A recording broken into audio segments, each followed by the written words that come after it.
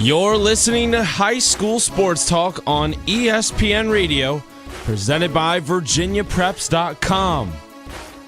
Now, here are your hosts, Matt Hatfield and Darnell Moore. Oh, we got a new co-host for today only, folks. Don't worry, we didn't boot Ed Young permanently as the coach is on assignment today. So we said we got to replace one living legend with another living legend. And we have with us here the former head football coach at Norfolk State University, Wilson High School in Portsmouth, where he won a couple of state championships, and Bayside High School in Virginia Beach, where he most recently was before retiring and won a region championship there back in 2010 with Demetrius Nicholson, Anthony Cooper, Quinn Blanding, Taquan Smoke Mizell, and that crew. We say good morning to a man who's still involved with football as the executive director of the 757 All-Star Football Classic, our good friend, Coach Darnell Moore. How you been? Been doing very well, Matt. How are you? I'm great. Thanks for filling in for the coach, Young, who we will hear from him later on in the show. We're not going to tell you exactly when. We're going to keep you on the edge of your seat because I'm sure he's got some things to get off his mind as we begin our predictions battle, which I think, Coach, I've won like 5 of the last 6 years, but he always brags about beating me in the playoffs. But my feeling is, look, when you're down 20 games, it doesn't matter if you beat me in the playoffs. So. But we're here to talk football with you all morning long. Give us a call at 757-687-9494. Give us a buzz at 757-687-9494. And you can also hit us up on Twitter, too, at HS Sports Talk 941, HS Sports Talk 941. We want to hear from you if you were at a game last night, got any thoughts about a football game, any teams, players in the area. Let's hear from you. It's your time to talk as the football season is underway. And with that in mind, we've got our producer engineer Thomas Simmons on the other side of the glass. He's going to fire up that music as we got some scores to go over. You ready for it, Coach? I'm ready. Let's go over these games. We're going to start where you last coached, the Beach District. That cool with you? Great. And you were at a Beach District game last night, and that's the one we'll begin with. The Cox Falcons, Bayside Marlins, pretty much sort of billed as the game of the week. Cox wins it 49-28. Another splendid performance turned in by the Virginia Tech commit 4-star Tavion Robinson as the Tidewater Athlete of the Year led the Falcons to victory, avenging last year's big loss to Bayside where the Marlins put up 60-plus on the board as Cox gets it done with that strong running game. Jackson Morgan chipping in there as the fullback as well. So the Falcons start off strong. Bill Stachelski's crew 49, the Bayside Marlins 28. Maybe we'll see those two teams again in the playoffs. You never know in Class 6. They have met before in the postseason. That happens.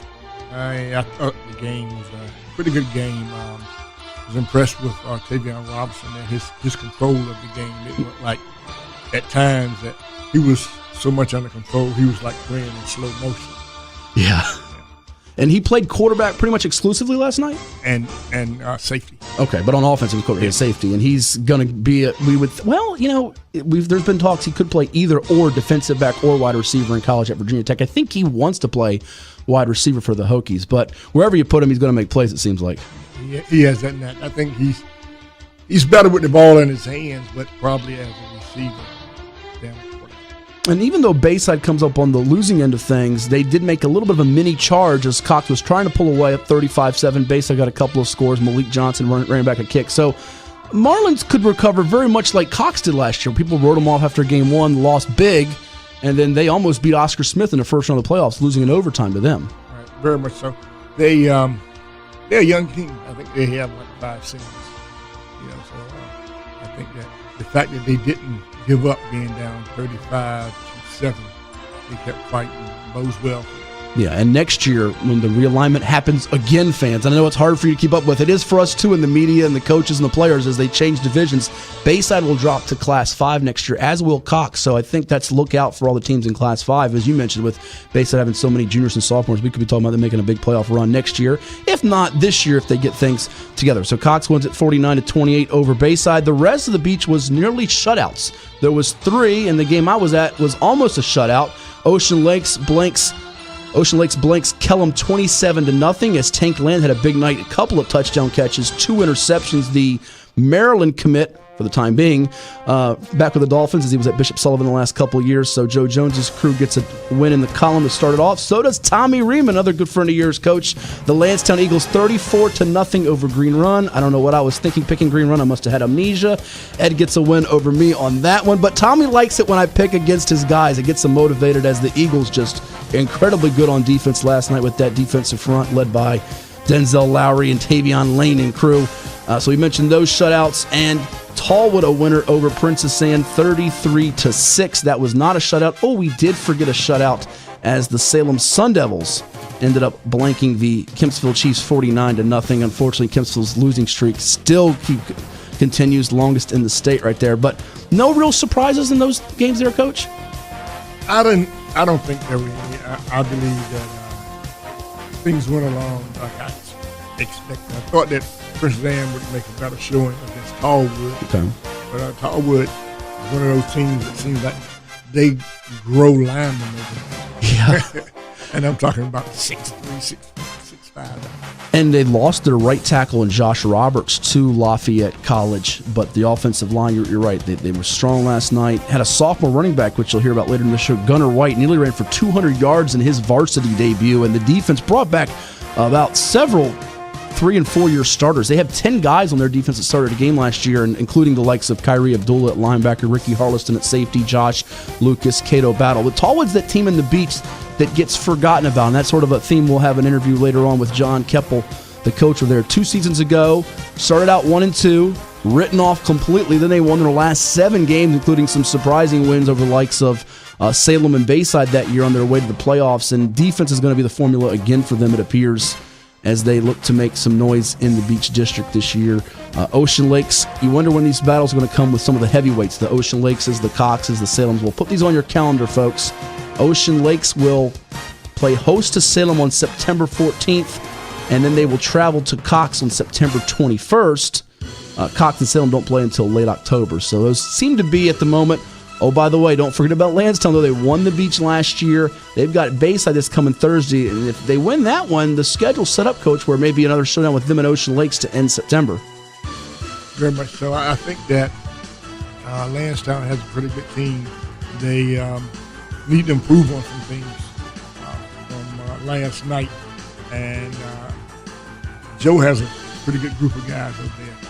And if they can stay healthy, I think they're going to do some good things as well. Yeah, people wondering about the replacing the likes of Joseph White from Lansdowne going to UV as a wide receiver, defensive back, and Brent Stooks, the quarterback. But the Eagles showing that defense is going to be much like Tallwood here. Defense is going to set the tone for you, and that allows the offense to settle in and kind of grow as the year goes along. Defense keeps you close. It definitely keeps you close, even when the offense is quick. Through 1 week, though, the Cox offense is the one that's sort of putting up the eye-popping number of the 49 on the board, and they do have Mr. Robinson. It is his neighborhood.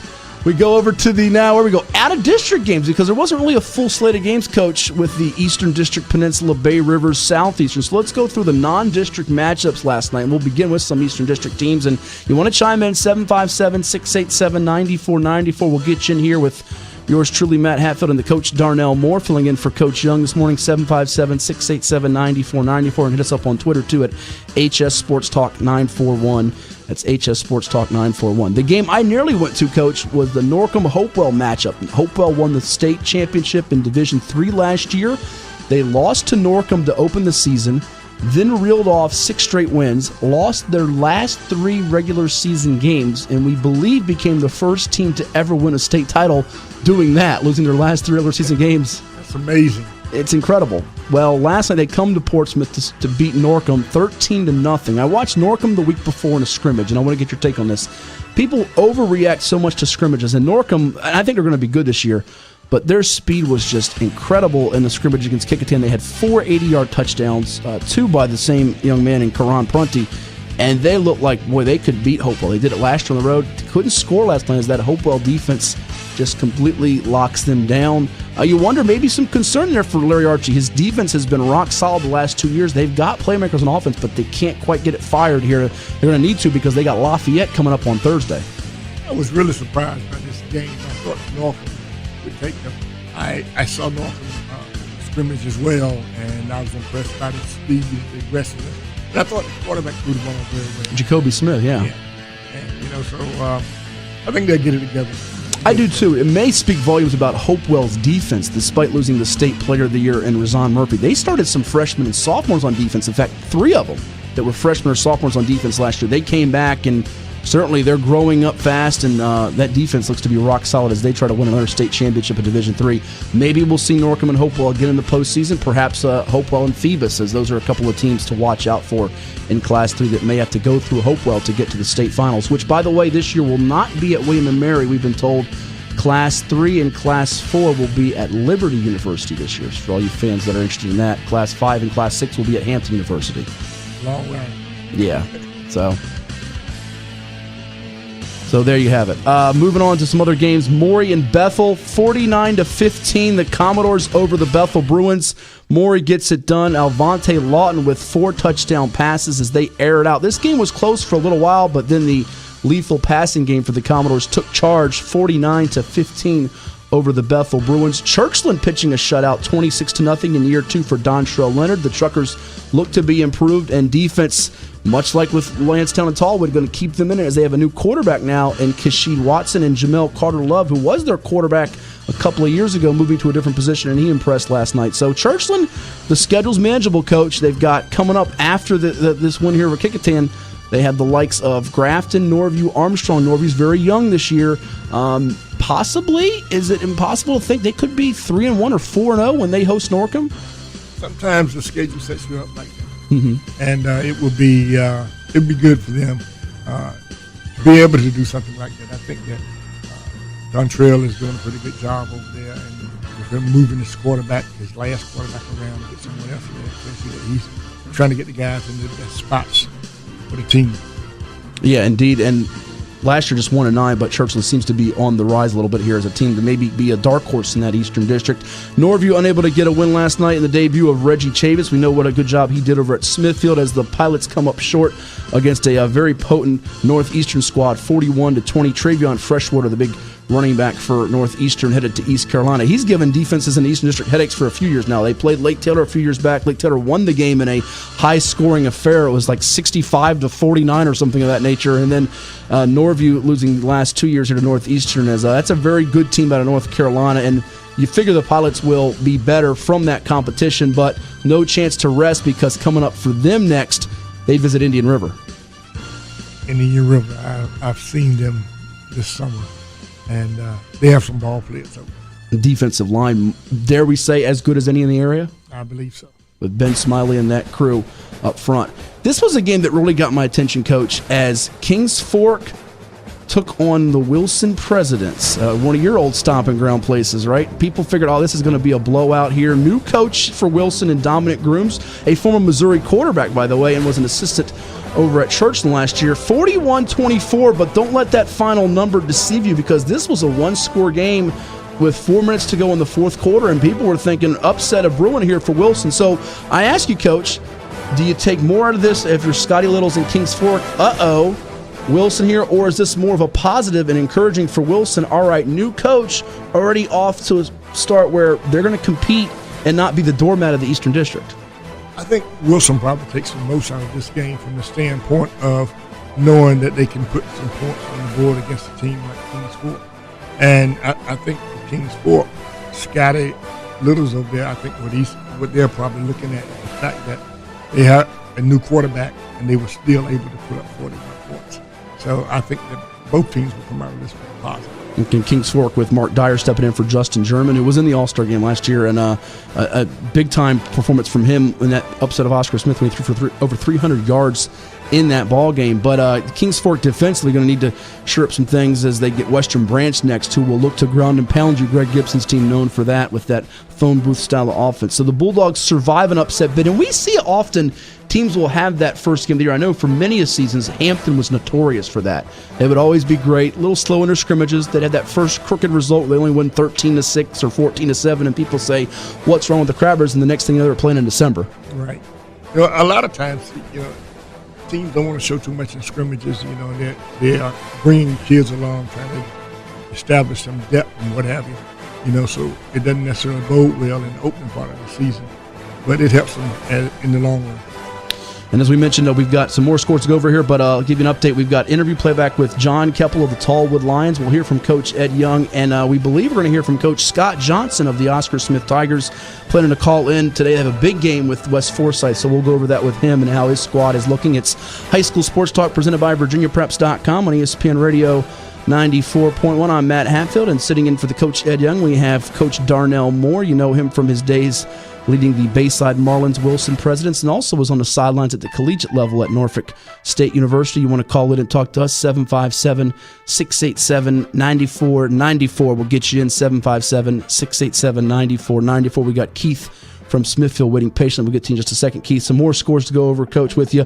How about this one? This one got both Ed and me. Last year, War Hill pulled the upset.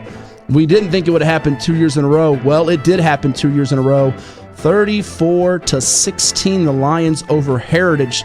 The Hurricanes made a little bit of a late push with Darius Price hitting the air game, but Noah Holmes from War Hill, I know on the scoreboard show, and I don't know if this is completely entirely accurate, but they said he had 12 tackles behind the line of scrimmage, which I've never heard of a kid having that many tackles. Whether he had 8 tackles, 12 tackles, it sounds like he lived in the backfield, and he's a guy, Coach, that certainly an all-star game candidate, I would think. He's got some FCS scholarship opportunities, some Richmond, William & Mary's looking at him, but maybe one of the best-kept secrets in the area because you don't hear his name along the likes of the Tavion Robinsons and Cam Kellys. And he may not be at that level of player, but he's a very good bubble guy, as we say, a 1AA, 1A kid who's making plays at linebacker and running back.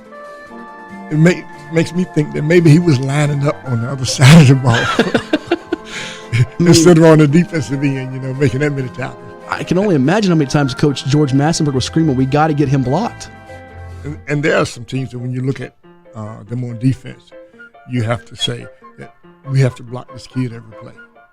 And if you don't, that's the one that's going to be making the tackles. So evidently, he wasn't being blocked every play. No, and he certainly had a big night. And is, I would say, the clubhouse leader for Bay Rivers District Defensive Player of the Year. Should they give out those awards this year, I would think he's the guy that's the clubhouse leader through one game. I know Picoson's got some guys that will have something to say about that, as will the Lafayette Rams, who have been the kings of that district for many years now. Andy Lynn's crew, having made the state semifinals a year ago, do have to replace their 2 best tacklers from last year, and Armani Burden, who was at Hampton University, and Jack Irwin at William & Mary. But a good start for War Hill and Thad Wheeler's Lions, 34-16 over Heritage. And I didn't see any of the game or the film, but they ran that wishbone-style offense the last couple of years, and that can be tough for a defense to simulate, especially early. You don't see it too often. It's really, really tough. And if you're facing a wishbone team or a wing T team in the early part of the season, you need to make sure that you're scrimmaging against someone who's doing that same type of thing because it's hard to prepare for in a week. Really hard. Well, tell me if I'm wrong, you probably have to go outside the area to find wishbone more than wing T because I don't really see that hardly anywhere. And just practicing against the young kids, it's hard to duplicate the speed of the game. Normally, it takes about a half of the game for the defense to catch up with what the offense is doing, if ever. Yeah, very true. A couple more scores for you here, and we'll go to the phones. It was Picoson over Southampton, 56-20. Colton Hicks with 5 touchdowns in that win for the Islanders and Coach Elliott Duty. And give you some other real quick ones we'll go through. Nansman Suffolk over North Cross in private school action, 34-7, a win for Mike Beal and the Saints. We had him on a few weeks back. Isle of Wight pitching a shutout, 27-0 over Atlantic Shores. Fredericksburg Christian a winner, 55-13 over Portsmouth Christian. Greenbrier Christian, 8-man football there, Coach, a 35-12 over Cary out of North Carolina. Windsor getting a win, snapping a 24-game losing streak, I think it was, 33-12 over Chincoteague. Franklin with the ODU commit Draylen Ford we had in studio over the summer. The Franklin Broncos victorious 48-12 over Cumberland. Rappahannock 50-7 over Nandua. It was King William 72, Prince Edward 6. I believe that was the highest point total of the night last night. King William with 72 on the board in their win. Essex pitching a shutout 41-0 over Sussex Central. And First Flight of North Carolina, I believe, is that Jim Prince down there at First Flight? Yes. Yeah, former Ocean Lakes coach. First Flight winning 47-20 over the Arcadia Firebirds. So there you have it. And one score, I know Coach will be interested in this one around the state. The 3-time defending state champion Highland Springs Springers out of Richmond. They won last night over Hermitage 67-0. 67-0 over Hermitage. Yes, Hermitage, the school you played in the state semis back 6-7 years ago. Right, and I saw Hermitage on film last week. Played against Green Run in the scrimmage, yeah. And they look rather decent. Yeah. You know, I thought not 67 points worse than somebody. Yeah, I'll tell you. That's a tough loss to take. As I put on Twitter, if there's a team better in Virginia than Highland Springs, I said better. And I'm not saying there's a team that can't be as good or beat them, but better than them, please show them to me because I haven't seen them yet. That's how good Highland Springs looked. I watched them a couple weeks ago against Thomasdale. So that'll wrap up the scoreboard. We'll have more scores for you later, and we'll do it again the next hour in case you're tuning in late, you missed it, or you want to hear them again right here on High School Sports Talk. We go to the phones now, 757-687-9494. We'll get you in here, and we go to our pal Keith in Smithfield. Keith, what's happening? How you doing, Hatfield? How you doing, Mr. Coach Moore? How you doing this morning? Doing very well. How about yourself, Keith? I'm doing fine this morning. Rough night over to Pocosin last night. See, Southampton played Pocosin last night. Oh, yeah, you're a Southampton alum, though a Smithfield Packer at heart as well, too, being a big supporter of the Packers who will be in action next week. But I figured that the Indians would be improved, and it sounded like they were in that game early, but that wing T and Pocosin's running back, especially Mr. Hicks, warmed down a little bit. Yes, sir. Pocosin, Hicks and another kid, number 33. Bailey Green is that? I think it's Bailey Green. Yeah, they were the workhorse for them boys last night, and Hicks ran up and down the field. He put on a game last night. Well, and I made this proclamation. I said if anybody's going to snap that Bay Rivers winning streak this year, I think Pocosin may be that team. I'm still picking Lafayette 1. Don't worry, Rams fans, Coach Lynn. I'm not going against you yet. I just think Pocosin's got a lot of ingredients, and we started them out number 5 in the state in Class 2. And they got to the state semis last year and lost in overtime to Robert E. Lee of Stanton. So they could be thinking state title come December. Yes, sir. Southampton started off good in the first position. The boy Shamar Reed Wilkerson took it back 90 yards last night against Pocosin, the first possession, and he took it to the house. Now, I saw you the other night at the Dinwiddie-Denby game, Keith, at Todd Stadium. We were there to witness the 70-7 rout put on by the Generals, who will be taking on your Smithfield Packers next week. Are you a little concerned? That's a pretty good Dinwiddie team you got next. I'm not concerned. You know, we got to focus this week. Focus hard this week and concentrate what we got to do. I think we can come out to win. We come out to win and beat Dinwiddie. All right, you're very confident there. Yes, sir. And also today, all the our Smith fans, come on out, make some noise today. They got a big test today, and we're gonna not have them beat this team today from Carolina. West Forsyth is the opponent. In fact, we'll give you the picks that Coach Young and I did. Ed's saying Oscar Smith 28-20. I'm going Oscar Smith 23-13. They're similar to Oscar Smith in some respects offensively. They're going to run a little bit of a 4-2-5 setup on defense. They have a really good defensive back.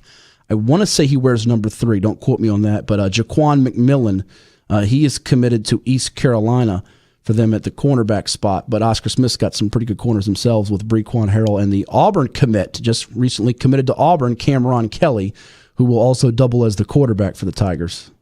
Yes, I'm going to ask for the last thing I got up here. Any Oscar Smith getting a transfer in? Did they get a transfer in? Yes, sir. They did, from Texas. A young man by the name of DeAndre Davis, the big defensive lineman. Larry Rabama did a story in the paper this week, a nice piece on him and his family connections to the area. And he will be a factor up front along with Elijah Alston. And then they got the big, hard-hitting linebacker in the middle, Horace Sawyer. So I think that's going to be this game. Can West Forsyth not turn it over against those ferocious defenders? Yes, sir. I'm picking Oscar Smith 35-28.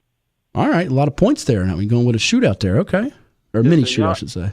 Y'all have a nice weekend. All right, thank you, Keith, the one and only Keith from Smithfield. We're overdue for a break, and when we return, we'll take more of your phone calls at 757-687-9494 and chat some high school football with you right here on ESPN Radio 94.1.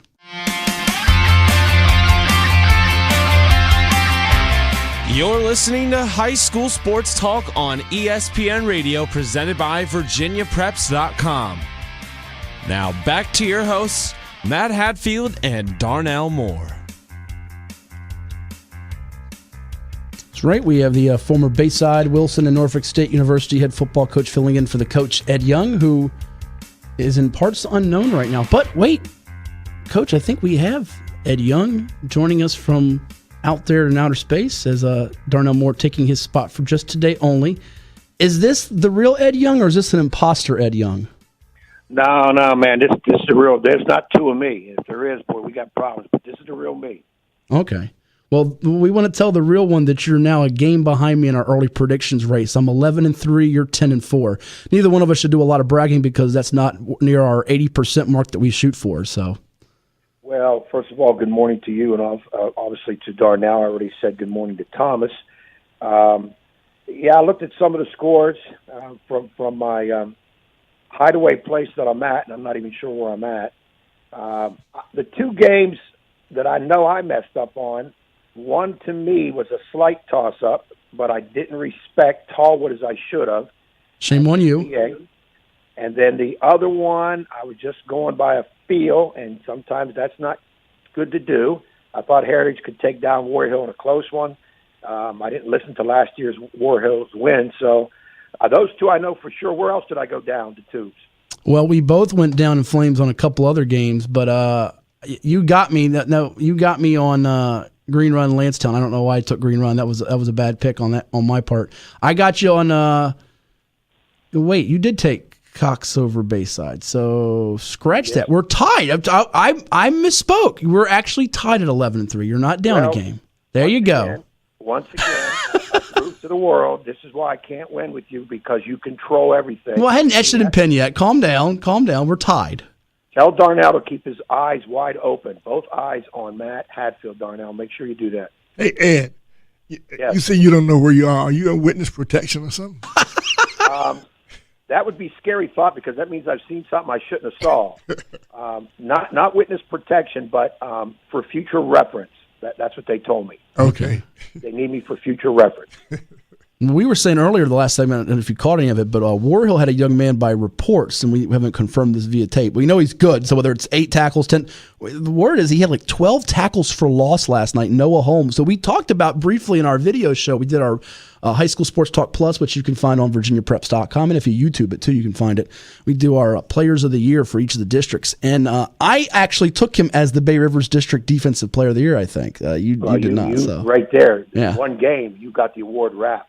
For the most part. Well, Lafayette hasn't played a game yet, so we got to let the Rams play a game, and Pecoson's got some good defenders too. So now so we're 10-3. I know the two we lost. Where's the other one we lost? No, I've got it as 11-3. We both missed on Norcom. Oh wait, that is, yeah, we both missed on. Boy, you know what? You got me on that one too. I've totally butchered this. You're up again. Okay. I've had it. I want Hatfield out of the chair. I want him out of there now. Boy, I'm bad this morning. You had Hopewell 14-7. You know what it is, though? I'm going to tell you what I'm doing. I'm looking at, we have on the predictions column, which you can see for free on VirginiaPreps.com. Coach Moore's my witness here, and I don't need to be put in witness protection. I have the VHSLreference.com simulator, and I keep looking at that below you. You're the third one on that list, so that's what I did. So my apologies. Coach Young is up a game on me, and I will now just go into my hole and not come out. Well, maybe that's where maybe, Matt, you need to stop me.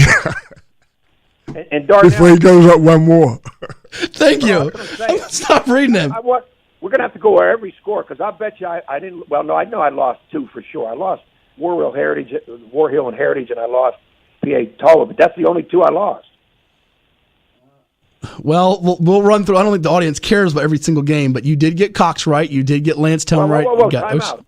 The audience cares when you're winning. I get it. I understand. Darnell, this is why I've been suppressed for so many years. Okay.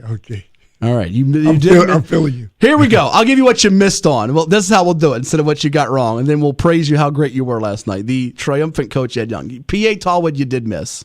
I had Tallwood. You got Hopewell right. For some reason, I thought you had that wrong. You did call for 14-7, which you were pretty close on. It was 13-0 shutout there. And you missed on Heritage, which I did as well. So that's it. That's the only misses for you. All right. Now, and again, I'll remain calm because we got a lot more games to go. And I already know I'm going to win the playoffs anyway, so I don't mind the regular season loss. You did win the playoffs last year, but Coach, what does that say? It looks like I beat Ed by a good, healthy 5 games last year, wasn't it? 220 to 215 on the win column. I think I beat him by 5 games, if I'm reading that right. Yep. My eyesight's not as good as yours, but okay, just making sure. Darnell, just remember, when you control the pen, you control it all. That's right. And like they say, the last man with the chalk wins. That's exactly right. Like like us as coaches, when we draw that stuff up on the board, boy, we're undefeated. Now we let the kids go out and do something. It's like, what are they doing? That's right, because, on the board, that's a touchdown play every time. Every time. And we forget about, well, wait a minute, how about that missed block? Or we didn't understand that kid is really that good. Or maybe we missed it. Or the fact that the defense doesn't always cooperate. Right, exactly right. That's what I'm saying. On the board, boy, we're geniuses. But we sometimes get on that sideline. It's in the hands of these 15, 16, 17-year-old kids. So may the force be with them. Well, let's get to matters more important than our picks. It's High School Sports Talk presented by VirginiaPreps.com. We have the two legendary living coaches and living legendary coaches in Darnell Moore here, as well as Coach Ed Young. They've probably got about 1,000 wins combined. The key to that was the word living. Yes. You better believe it. I want to get both of your takes on this, and Darnell, we'll let you go first, and Ed can chime in on the story of Marty O'Brien's got in the Daily Press, and it was also in the New York Times about Bruton. We saw the three schools in Virginia that are canceling football due to low participation numbers, with Charles City, with Parkview, Sterling, and with Manassas Park, I believe is the other one. And Bruton is going to play half of its games this year. They were going to not have football at first, then it was we're going to have all the games. Now it's half of their games have been canceled, and due to the fact that by the end of their first scrimmage, they had only about 15 to 18 players physically able to finish, and that then dwindled from 11 to 16 by the end of the second scrimmage. So Coach Tim Smith, along with the athletic director over there, Richard Honesty, sat down and made a very hard decision. They're going to cut half of the schedule out, which means they will not play their games against the larger division schools from Class 4, Grafton, Jamestown, Lafayette, Smithfield, and War Hill. They don't play them. That gives the options for those schools to either count that game as a forfeit, as a 9-game, giving them 9 games for VHSL playoff ratings, or they can schedule another game, and Jamestown has already agreed to take the forfeit win. The others are looking at maybe picking up a game. So, Coach Moore, I'll start with you. Your thought on that, and 5 better than none, or what's sort of your feel on this? I think 5 is better than none. I think for the kids, overall, it probably is a disappointment only playing 5 games. I look back to when my coaching career first started years ago at Suffolk High School, and as an assistant coach under Mark Dabransky, our first team had, and I grappled with the number, it was either 17 or 19 kids on the team, and we played a 10-game schedule. And we didn't lose anybody the whole season. Got everybody played the entire season.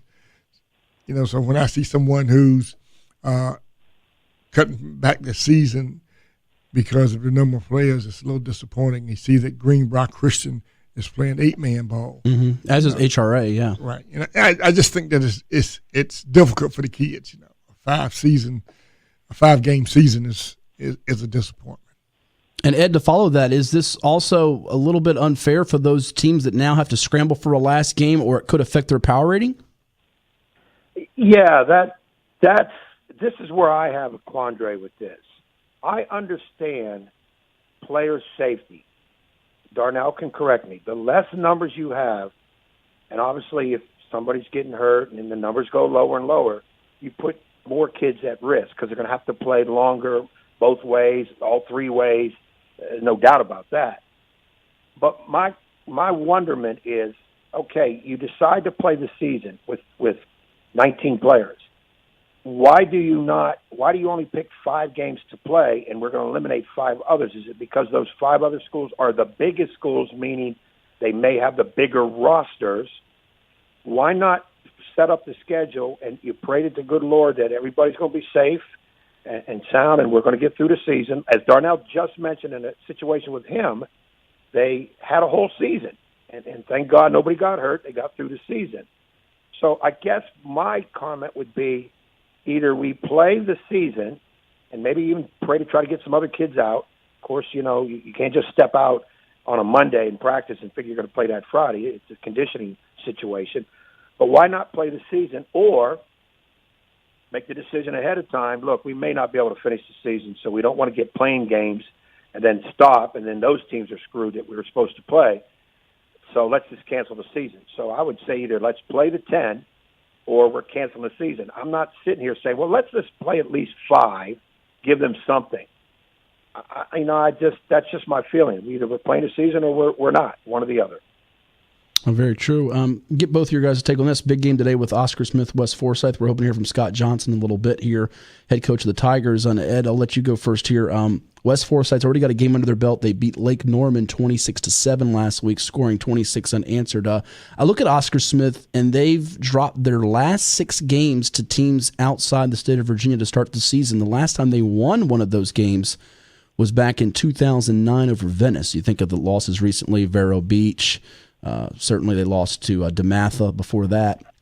How important is it? I mean, every game's important, so we know that. But that Oscar Smith gets a win here on their chase to get back to that state championship game where, if they get there, they're probably going to run into Westfield, who they've lost to the last 3 years, 2 of those being in overtimes. Well, I think the key with this one is, first of all, West Forsyth's had a game under their belt. So they had those opening day jitters, fumble-zitis here or there, whatever. Oscar Smith hasn't had that yet. That's the slight advantage West Forsyth has. But West Forsyth, in my humble opinion, which sometimes when it comes to football, obviously I'm not know what I'm talking about, and sometimes basketball, same thing. They're not the powers, I don't think, of that some of the teams Oscar Smith has played nationally in the past. They're good. I'll give them credit. They are very good, and they got that win under their belt already. But I think a situation here that's not a worry to Oscar Smith. They're going to be excited. They're going to be pumped up to play. They have that long winning streak that didn't really involve the outside teams. It's that Southeastern District streak. That's kind of off their back, and I think it's kind of like a rejuvenation, a restart. I think some people starting to say Oscar Smith is going to come back to reality and maybe lose 2 or 3 games. I think those kids don't want to hear that, and they're going to try to prove that wrong. They're just playing an opening opponent who's extremely good. Sometimes in your opening games, maybe Darnell will concur with this, you want to play somebody not quite as strong so you can get through a lot of things and then still get a win. But when you play somebody that strong, there's very little room for error. But I think they're in a good situation today. I think I picked them to win in a close one. And you know, some of those seniors are used to this type of a start. I don't think it's going to faze them. And Darnell, looking at them, this would be an even better game if K.J. Henry, the All-American defensive end that West Forsyth had last year, who's at Clemson, was still there. But still an intriguing matchup, some Division I players on the field, and it should be a good battle. Yeah, I think it'll be a good game. I pick Oscar Smith 27-14. Ooh, 27-14. So 2-score win there. Yeah, I think that the better they are on defense, it bodes very well for them, you know, because, again, defense keeps you close. And they have some talent there on defense with the defensive back, several defensive backs, a linebacker on the defensive end that pretty good. And they can make plays for you. You know, they can make plays in terms of scoring the ball or making it a short field for the offense. And if they can limit their turnovers, I think they'll be fine. Well, for both of you guys, too, let's start, Darnell. Cam Kelly committing this week to Auburn. Did that catch you by surprise? He had committed to Virginia Tech, reneged on that, wanted to take his time, go through the process. He's visited Auburn in the past month and enjoyed it thoroughly, and he's going to SEC country. We've sent some kids to the SEC, but I can't think of the last local kid that went to Auburn. I can't either. You know, I was surprised that he committed to Virginia Tech in one respect, but then I'm thinking that if you're a defensive back, you know, why not go to Virginia Tech? Yeah. As you look at the guys who left Virginia Tech, especially if you have any idea that you may want to play professional ball, you look at defensive backs that have left Virginia Tech and gone on to the next level. And but I guess if you go down there in War Eagle country and you get in that stadium, you look there in that stadium and look at what they've done, you know, it's a pretty good sale. Well, and to your point, Ed can follow up here. The Hokies have had 27 defensive backs get drafted in the NFL since 1994, which ranks among the best in the country. But Eddie's not going to any slouch in Auburn. That rivalry with Auburn and Alabama is real. Some will argue it's on the Michigan-Ohio State level. Michigan-Ohio State fans would say that's blasphemy. Nonetheless, he's going to a very good school, and we know that he's as good a defensive back as there might be in the state. He's got 9 of his 12 career picks in the playoffs. Yeah, you know, the young man has the right to choose what he wants. I'm a little surprised, too, with the Auburn. They must have put, as Darnell alluded to, they must have put one heck of a package together, so to speak, videos and whatever of SEC football and that rival. with the Alabama. Just a lot about Auburn because they do take their football serious. Not that Virginia Tech doesn't. And as Darnell alluded to and you just said, if you're a D-back and you want to play pro, you know the roll call for best places to go doesn't go much past Virginia Tech. As you just said, with 27 guys moving on, getting professional drafted.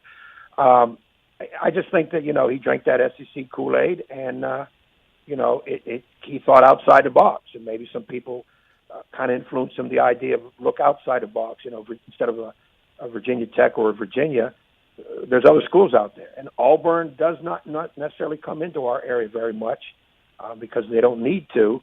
But obviously, if they can get a kid out of our area, they're going to be there. I mean, the talent is here. But I wish them the best. Like I said, don't just pick it because of video or the welcome mat, the red carpet that's put out for you. You got to look at social life. You got to look at your academics, especially. So, hats off to them. A question I had for Darnell, and it goes back to Oscar Smith's game with West Forsyth, is with West Forsyth getting their first game in. Oscar Smith was able to go out and scout those guys and see what they do. Is that an advantage for Oscar Smith because West Forsyth played, or does it really matter? Because, football guys get tapes all over the place anyways. Does that have anything to do with preparation of the game for this particular first game for Darnell? It really does. I think that it's an advantage for Oscar Smith from the standpoint that when you're breaking the film down, you can say, okay, this team likes to do this in the red zone area, in the 10, 20 and in, 10 and in. This is how they're going to line up against certain formations. And they've given you some tendencies. Now, good coaches try to change some of those, but at least Oscar Smith has an idea. And these guys are going to be guessing about what Oscar Smith is going to be doing. So, again, it's an advantage to Oscar Smith. And to finish up one thing on Cam Kelly, I think that with him being a very good student, that the academic part did play a part in terms of, what he wants to do after football, whether it's after football at Auburn or after football in the NFL, and more kids need to keep that in mind when they're making those decisions.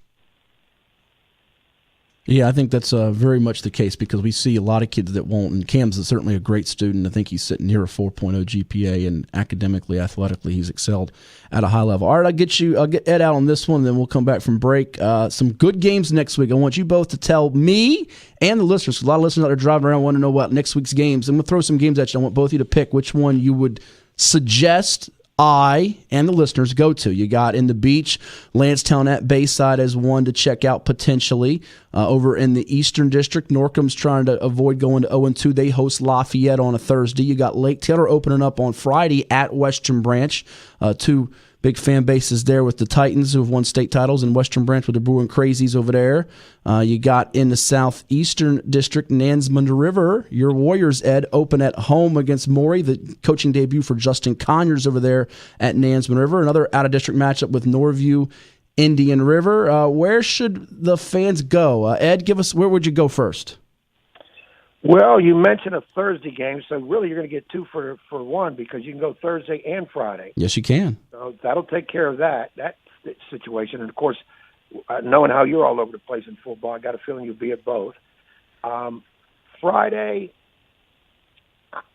kind of like that Lancetown Bayside. I'm kind of favoring that a little bit. Lake Taylor Western Branch is interesting. I think Lake Taylor gets that game, though. Maury, Nansemond River now. Maury opening with a nice win against Bethel, put almost 50 points on the board. And I know Nansemond River guys, the Warriors, they're just waiting to get unleashed. And I know Justin is beside himself trying to get his debut with the Warriors getting going.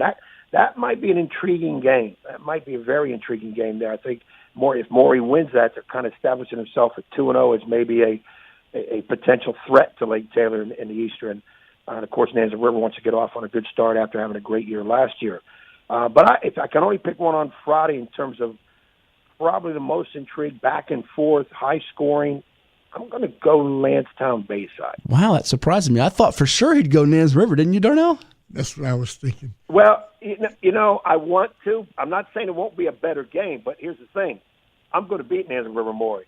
So I'm going to get to see what I want to see. But I'm just saying, as somebody out there that's looking all over the place, you really won't do wrong with Lansdowne Bayside. I still think Lansdowne is very good, and even though Bayside opened up with a loss to Cox, they're going to beat a lot of people this year. They're going to win way more than they lose. So that's intriguing too. But I'm pretty sure, the good Lord willing, I will be at Maury at Nansemond River.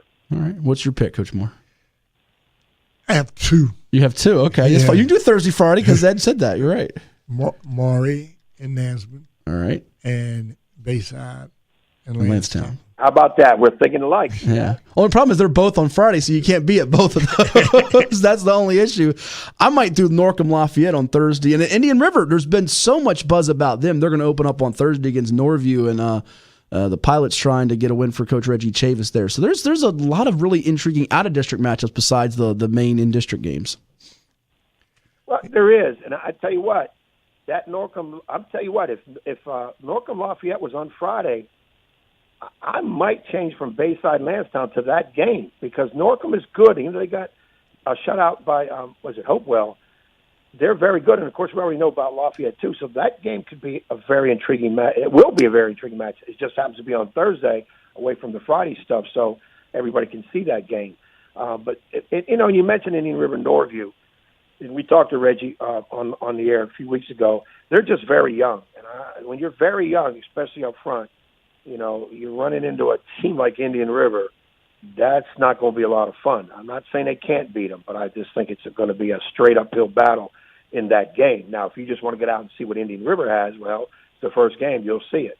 But I don't think that's an intriguing matchup as the ones that Darnell alluded to. That's fair. And Derek Eason now at NC State, the big lineman for Norview there. And contrast to styles with Norcom and Lafayette there, you got the fleet-footed receivers against that wing T attack for Andy Lynn. Right, and I think that the inexperience of the kids at Lafayette's going to come into play. I spoke with Andy back in the summer, and he told me he only had a few seniors. Mm-hmm. With him running the wing T, that's going to create some problems for Norcom. But I think with the spread offense, they're going to create some problems for Lafayette as well. But I am really, really impressed with the quarterback at Norcom. Norcom Jacoby Smith, yeah. He can throw the ball, and they have some guys. Which just gets me that they got shut out last night. Because I saw them like you did, and I was like, goodness, they looked like world beaters. Like they could be a team playing in December. So that speaks volumes to me about Hopewell's defense. Mm-hmm. Yeah. All right, Ed, we're going to let you roll. Enjoy the rest of your weekend, and I'm sure we will catch you back here as we get closer to school starting next Saturday. Okay, Ed, make sure you're using a burner phone so can't anyone trace your number. Right. I can't have anybody follow up to where I'm at because that could be very painful for me. Enjoy your one-game lead while you got it, buddy. Well, take care, Ed. I'm not gonna sweat it out because, like I said, I'll let you. Keyword, let you. 2 keywords. Take the regular season, but I'm getting the playoffs this year for sure. You're something else. Thank you, my friend. All right, thank you guys. Darnell, thanks for keeping that seat warm. Just don't get too used to it now. Yeah. Hey, look, I'm sitting lightly. Okay, because we'll get a third chair for you, but you ain't taking mine. Okay, take care of you.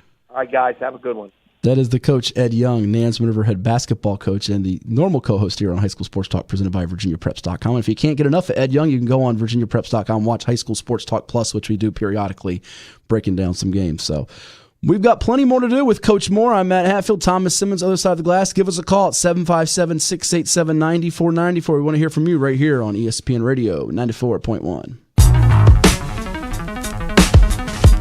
You're listening to High School Sports Talk on ESPN Radio, presented by VirginiaPreps.com. Now back to your hosts, Matt Hatfield and Darnell Moore. That's right. We got Coach Moore filling in for Coach Young, who you just heard on from Parts Unknown this morning, and former Bayside, Wilson, and Norfolk State University head football coach. And at this time, Darnell, we have a special guest on the line. He is the head football coach of the Oscar Smith Tigers, reigning Region 6A champs, looking to make another big run this year. And they have a great opener today against the West Forsyth Titans out of North Carolina. 4 o'clock over there at Beard DeLong Easley Field is the place to be in Chesapeake. And we say good morning to Coach Scott Johnson. Coach, how's your summer been? Good, man. How are you? Doing Coach well. Moore, how are you?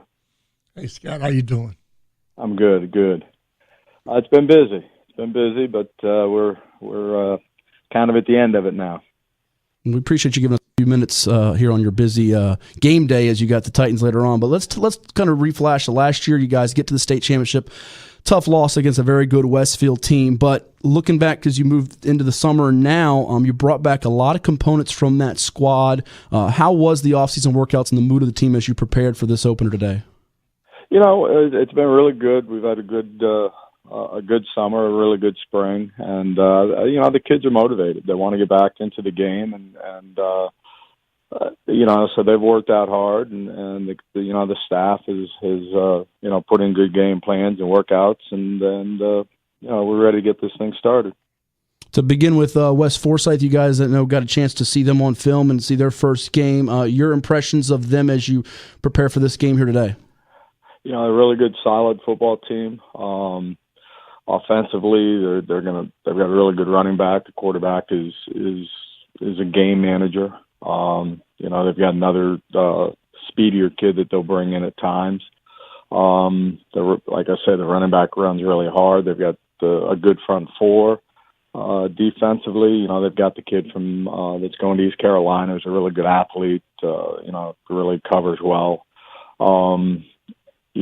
They're solid. They don't take a lot of risk, but they're going to force you to, try to drive the ball down the field and not make mistakes. And, that'll be our challenge offensively, to take what's available and be able to do that and move it down the football field.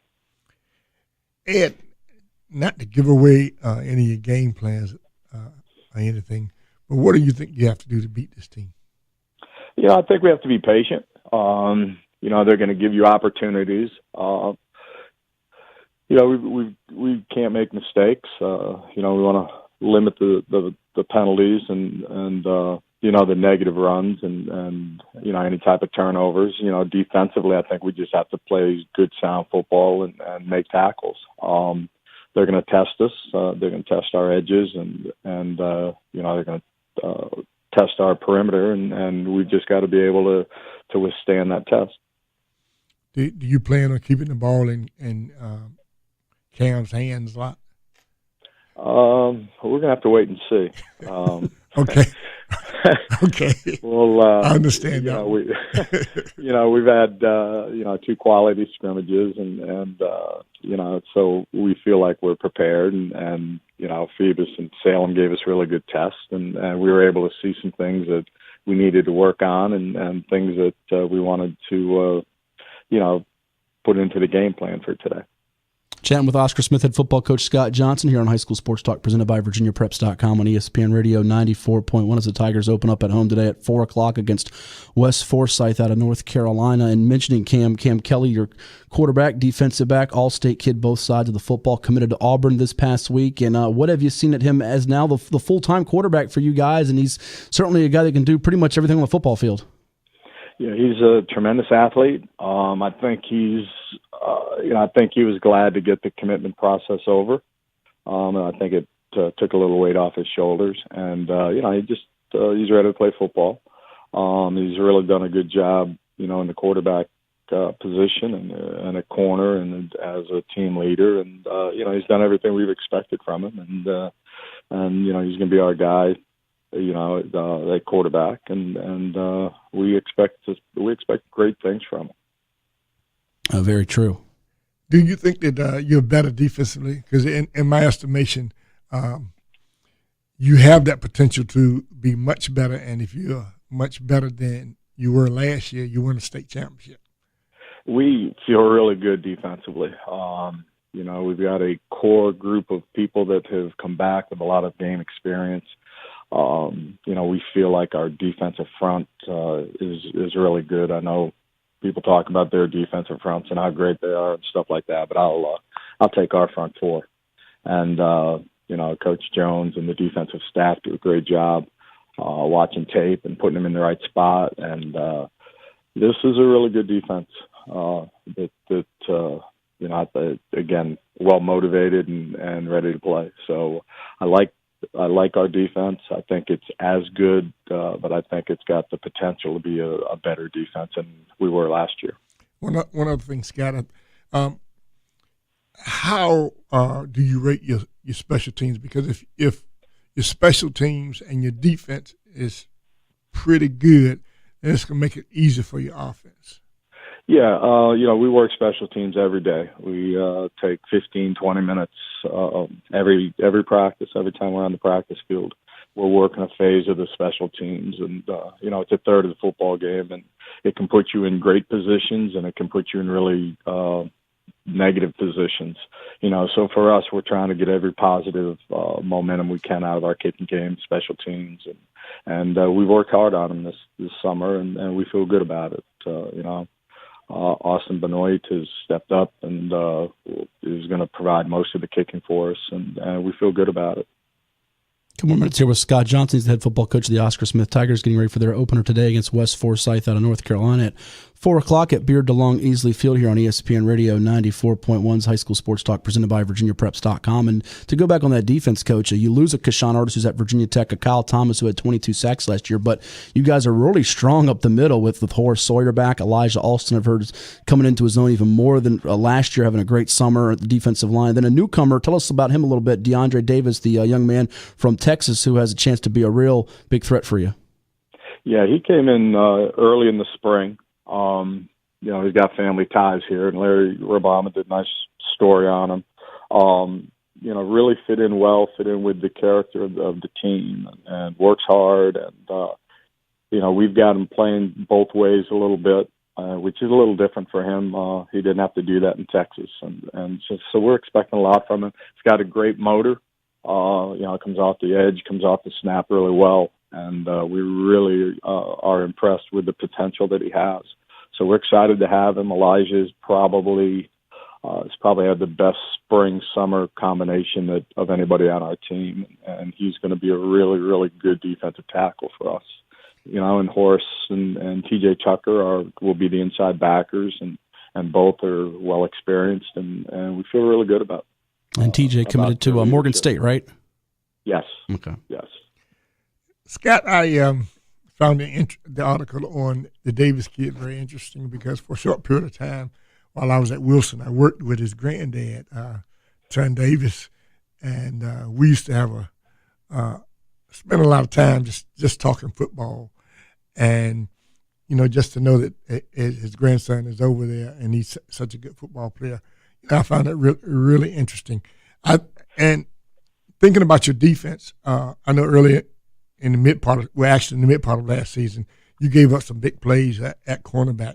But it seems that this year that you're going to be a lot better at those positions than you were last year, and that's why, in my estimation, you are on to get Westfield this year. Well, we're going to do everything we can. We feel good at corners. Brequan and Cam and are two really top-notch athletes. They're bigger corners, really good speed. They read the ball well. Both of them are quarterbacks, so they have a little, offensive view of what receivers want to run and things like that. So, we feel good about that. And I got a chance to meet DeAndre's grandfather last night, so that was quite a treat as well. Great. Final one for me, Coach. Thank you for your time this morning. We also got to touch on your running back, Joseph Bray, stepping in, a young man, junior, that's shown a lot of promise. You graduated your top 3 rushers from last year in Khalid Wilson, D'Angelo White, and Keon Watson. What have you seen out of Bray? And then also, in addition to that, could that be a matchup that determines the outcome today, knowing that people are going to focus so much on Cam at quarterback, whether he's running or throwing, that if your running game gets going, that can do a lot of good things for you guys to build a lead? Yeah, Joe's another one that's had a really good off season, and last year he played tight end for us. Really wasn't a tight end, but we wanted to get him experience on the varsity level, and he did a really good job for us. This year he steps in as our running back, our number one guy, and he runs hard, he runs fast. He's a lot faster than people think he is, but he's strong.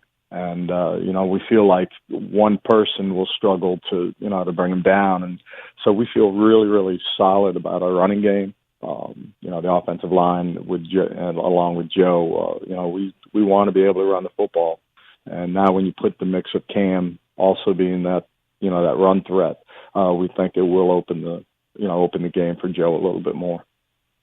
Well, Coach, thank you so much for the time this morning. We wish you all the best today, and I'll see you over there later today at 4 o'clock. All right, I appreciate it, Matt. Good Coach luck, Moore, Scott. good to talk to you. Thank you. That is Scott Johnson, head football coach of the Oscar Smith Tigers, with us this morning here on High School Sports Talk, presented by VirginiaPreps.com on ESPN Radio 94.1. And Darnell, I think the thing, too, that's a tough job, a pressurized job in the sense of you follow two legends in Rich Morgan and Bill D. Bill D with the tough, unfortunate health situation, passing away, and he was an assistant with both Rich and Bill. But going into that chair, and any misstep, everybody's going to be critiquing it, and he keeps them going right along. They get to the state championship last year, lose a tough one, but they figure to be right there in that hunt again with a chance to win it. I think he has an excellent chance to do that. I think that the work that Rich and Bill put in with those kids helped to build them up to where they are now, because kids come in the program with confidence, knowing that this is what is expected of them, and they're not going to settle for any less. So it makes your job a lot easier. Yeah, and you get the sense, too, with the way that their defense, there's that real quiet confidence about them of we're hearing about other teams and other defenses, but, hey, we're still the big guys on the block. We're here to shut you down, and what they did in the playoffs last year, because their defense really didn't hit that level until they got to the postseason. And even though they lose Thomas and Artis, most of those other guys are back with Britt and Tucker, who's a Division I commit there. And then you got a newcomer in Davis to go with Alston, who's got offers. So be real interested to see how West Forsyth tries to move the ball. If they can't with the air, the running game could get stymied real quick. Yep. Plenty more to do here on High School Sports Talk. Give us a call at 757-687-9494. We're going to hear from John Kepple of the Tallwood Lions. Take your calls, too, and hit us up on Twitter at HS Sports Talk 941 on ESPN Radio 94.1.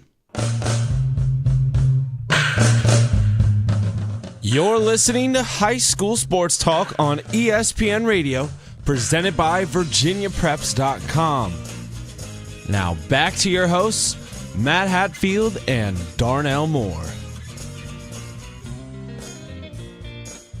That's right. We got Coach Darnell Moore filling in for the Coach Ed Young on assignment today. We thank Scott Johnson, head football coach of the Oscar Smith Tigers, for giving us some time this morning. We'll have in just a couple of moments the interview playback from last night's game that I was at, Tallwood and Princess Anne. The Lions a winner over the Cavaliers of Princess Anne, 33-6 there. John Kepple, the head coach, so we'll hear from him in a second. But we got Coach Moore here, the former longtime high school football coach in the area at Bayside High School, won a region title there, Wilson High School in Portsmouth, a couple of state championships, and at Norfolk State University, and he's now the executive director of the 757 All-Star Football Classic. I'll give you a chance now, Coach, to tell us a little bit about that 757 All-Star Football Classic. People are wondering, what is that? It's an all-star game that features the South Side versus the Peninsula, correct? Correct. We started a nonprofit to host this game, and in order to give the kids in the area some additional exposure and opportunity to maybe earn some scholarship money from other places. And we also, as an organization, provide 4 scholarships to players that participate in this game. And we are an all-volunteer nonprofit, so none of us get paid. And actually, we use some of our money. But the game is being played in December 15th. And the first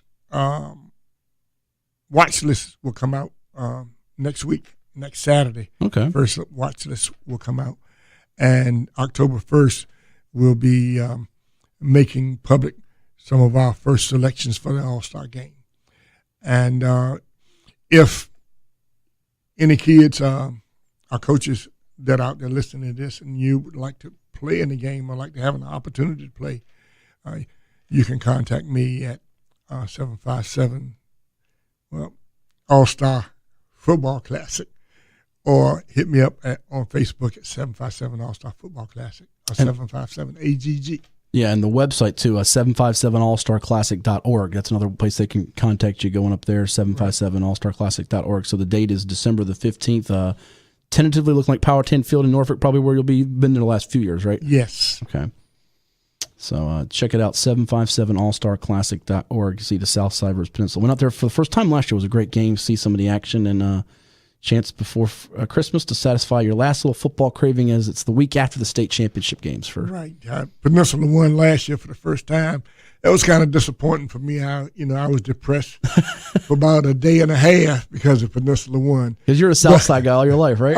Yeah, and I really appreciate the fact that the Peninsula side takes this very seriously.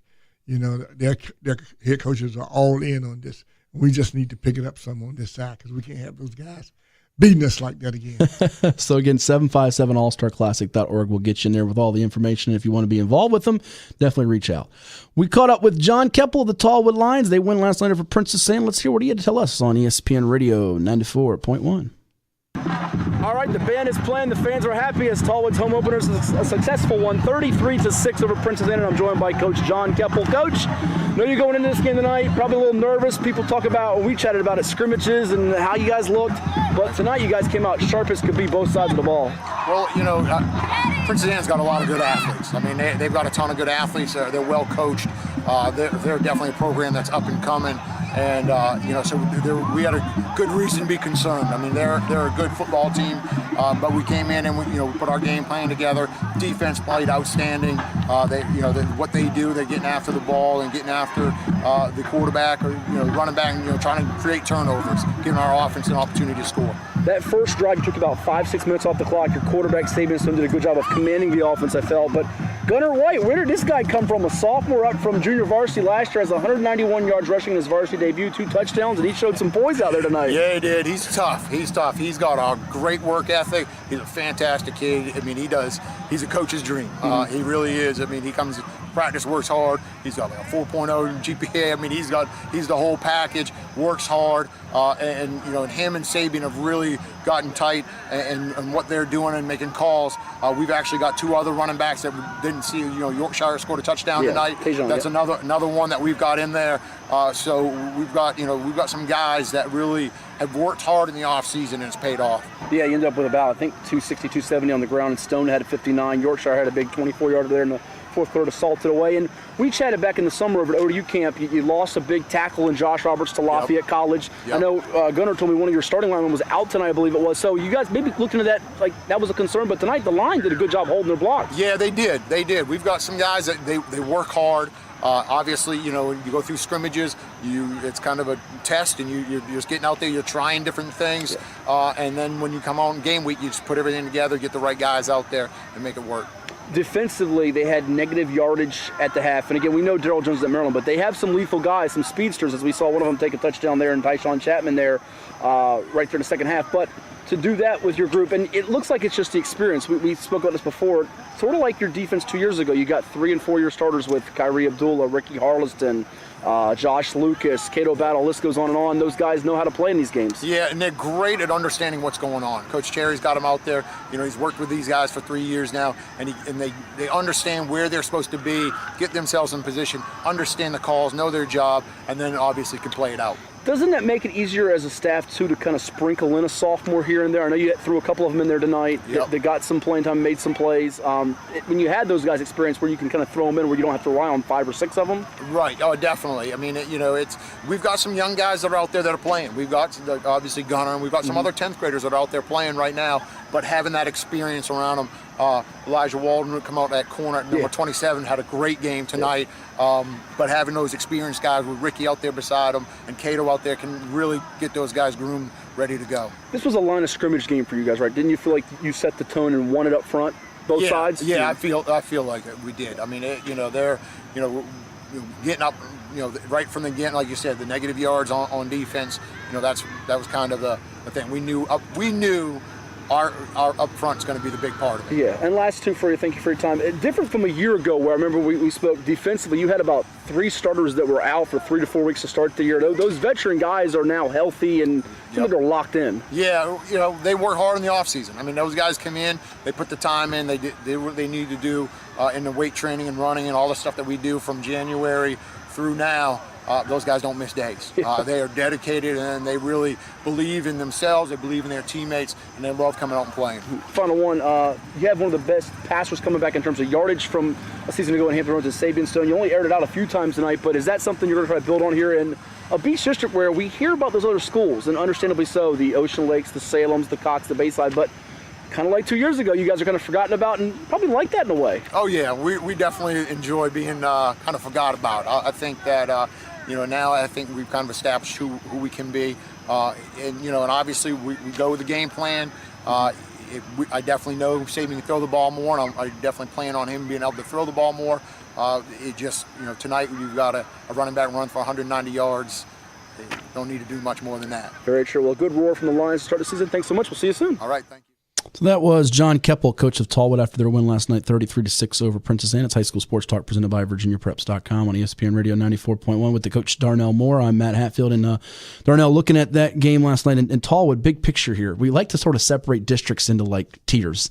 You have the top tier, you have the middle of the pack, and the bottom. And unfortunately, at the bottom, we have to look at Kimsel. They got the longest losing streak in the state, and First Colonial's got a new coach. So that's natural. I think the middle tier has sort of been described as, okay, you got Kellum and Green Run, and you probably would throw in a Tallwood here in recent years. And then you have your upper tier with your Lance Towns, your Ocean Lakes, your Salems, your Cox, your Bayside, so forth.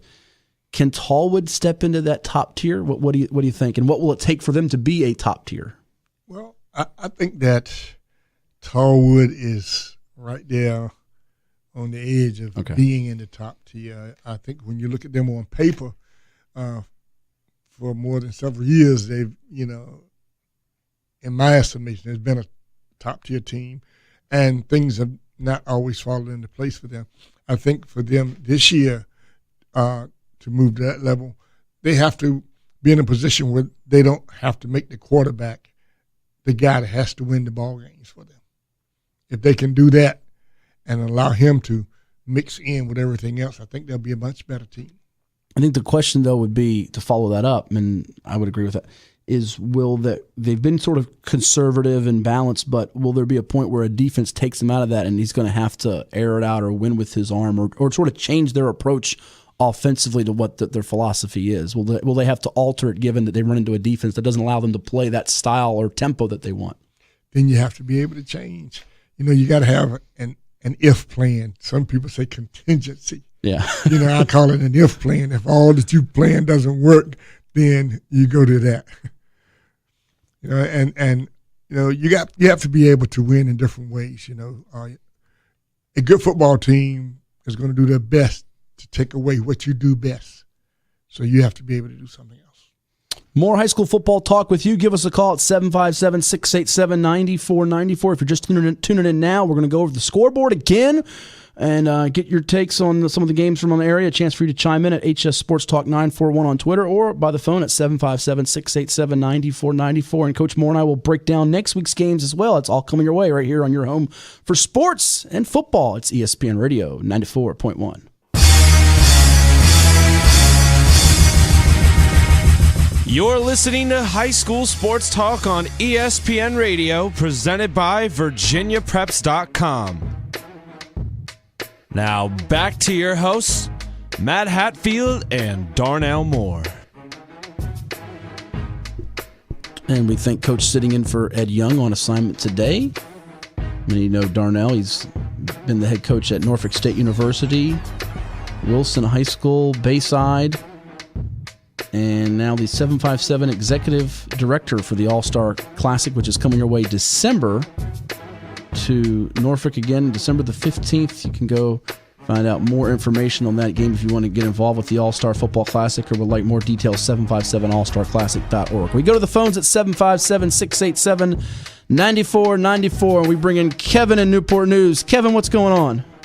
Oh, Matt, it is so great to be talking football again. I have been itching for it all summer, man. Yes, no doubt.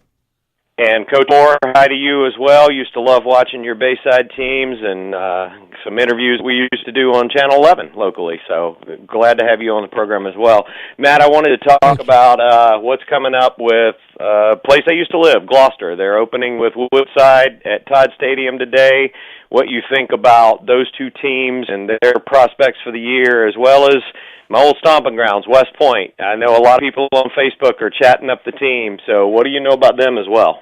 All right, sounds good. Appreciate it, Kevin. Tell you what, in Gloucester's case, and Coach Morgan chime in too, I think it's going to be a tough game today. They have some playmakers waiting in the wings in Isaiah Lester, but losing that Isaiah Spencer kid, the quarterback, who's now over at Old Dominion, I mean, he could do a lot of different things. You could put him at quarterback, wide receiver, tight end. He was 6'5". I called him a mini Bucky Hodges in a sense. In Gloucester's case, they don't get an athlete like that very often. And then Cameron Walker on the defensive side of the ball is that linebacker, D-end hybrid guy rushing the passer. I think he went to Hampton U, if I remember right.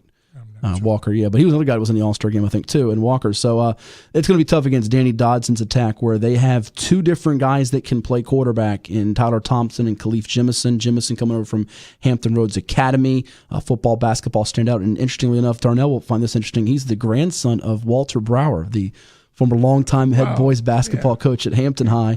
Yeah, and Jemison's going to be a good one, but he allows Coach Dodson to play one at quarterback and the other as an athlete and then move them both around. They can both run through that wing T style or even spread style attack, and they've got a guy in the backfield in Dante Chesson who's a running back receiver type, had over 1,000 yards from scrimmage. Offensive line was a slight question mark going into the year, but it looked solid against Lake Taylor's front, and that's a good front to get you tested. So I think Gloucester has a chance to be pretty good by the end of the year if they buy in and some of those young kids grow up, but it's going to be tough out of the gate. Coach Scalf did a nice job with them last year. I think the defense may be further ahead than the offense at this point.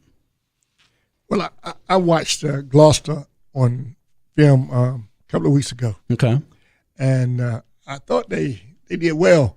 I'm just wondering if they're going to be able to hold up in terms of quickness against Woodside, especially the way Woodside normally does on defense. I mean, that those guys are coming on defense.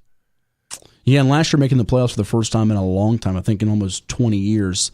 In Division 5 to me has gotten a little bit stronger. You see Morey stepping up here. Nansman's expecting good things. Indian River's expecting good things. Getting in as one of those 6, 7, 8 seeds may not, 500 may not cut it, or if you think you're going to get in at 4 and 6, you might be mistaken. So, and in West Point's case, haven't gotten their info back. I do know there's a couple of linemen that have some promise for them, and a skill kid that I think transferred in. But in Class 1, I think it's going to be a little bit of tough sledding for them this year. We left them out of the top 10 this year, and in that Tidewater district, they have Rappahannock in 2 weeks on the road, and they put up a big number, I think, in the state last night, if I saw correctly.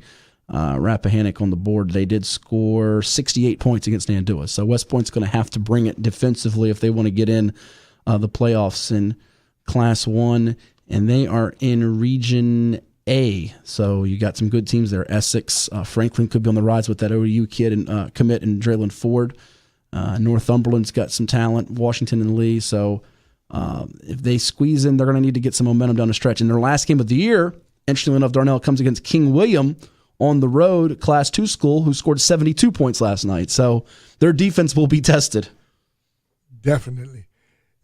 I was impressed with the kid that was playing, I would say tailback, even though running back for them. He had a couple of long runs against Mean Run. Mm-hmm. And, that may bode well for them. The quarterback threw the ball fairly well, and they're going to need to do that. Yeah. In order to beat a team like Woodside. Yeah, very true. All right, let's go fire up that scoreboard again. We're going to go through some scores last night. If you missed them from around the area, we'll even sprinkle in a couple of state scores to get Coach Moore's thoughts here. And you're always welcome to chime in. We encourage you to call at 757-687-9494. You got a thought on a game you were at or a game coming up or any players or teams? We want to hear from you at 757-687-9494. We'll chat it up with you. We'll take your questions, your comments, your thoughts. All right, we started with the Beach District last time in the last hour, Coach Moore, so we'll go through sort of the non-district matchups and others, if you will. Let's go back to the Peninsula where Heritage had its opener, wasn't too good against War Hill, 34-16, as Coach George Massenberg's Hurricanes will have to try to bounce back, and their next game comes next Saturday at 2 o'clock at Darling Stadium against Phoebus. They haven't opened up yet, but Phoebus with that defense, always known for being strong, and we ranked them number 3 in the state to open the year in Class 3, just behind Lord Botetourt and Hopewell. Heritage, and you got Gloucester on the road, and Hampton and Woodside. They play 3 of the PD heavyweights right out of the gate after this loss to War Hill. That could be very tough for Heritage, being in that situation. Coming off a loss, being going up against Phoebus, who hasn't played yet. And I think that they it's just going to be tough. I mean, really tough. I've seen Phoebus on film, and I just think that Heritage is going to really, really have to bring it. And then, as you see it, playing 3 out of 4 tough games can take a toll on a team early. You know, sometimes you can lose a team, coming out the gates like that. But if he can hang in there, 7-3, they get him in the playoffs. Well, and, Coach Massenberg loves to run the ball, but with a quarterback in Darius Price, it feels as if they're more pass-driven right now than run, trying to mix in Trevon Faison, Trovell Blizzard in the backfield, but not a lot of time to catch your breath in that district. And then also, people say, you're talking playoffs, it's August, Matt, come on now. But Class 4, you got to worry about Lake Taylor and Kings Fork and Deep Creek had a resurgent year. And Heritage, if they're not careful with that schedule, could be looking at being on the road in the first round.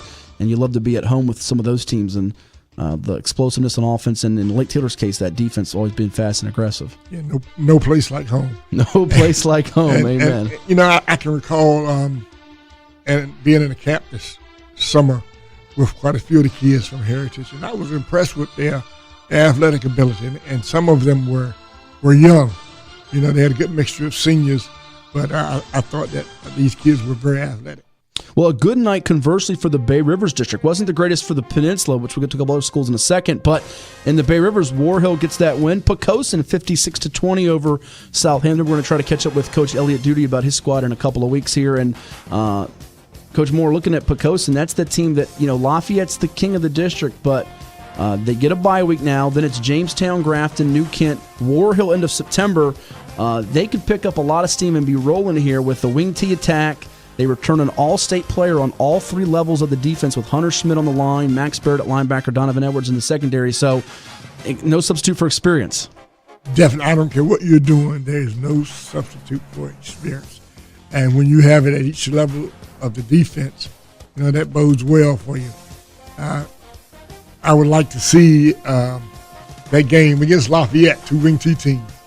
They should be very well prepared to defend each other. And you have to wait till October 27th, towards the end of the regular season. Those 2 will square off. It's what we've got written down here. That looks like it's a Saturday game, too. I'm not sure if it's an afternoon or night game. So, also, going back to the PD, as we talked about the Bay Rivers and the PD, then we'll make our way down. We'll go through that bridge tunnel, which takes about 6 hours to get through on a weeknight. Trust me, I know about this. And get to the south side with the Southeastern, Eastern, and Beach teams. Rough nights in the PD, Coach Moore. Maury beats Bethel out of the Eastern District 49-15. Churchland 26, Kickitan nothing. And both Bethel and Kickitan in Class 5. Somebody will get their first win next week and need it, as Bethel will take on Kickitan at Darling Stadium next Friday. A game that, is it too early to call that a must-win for those teams if they're thinking about being a playoff contender?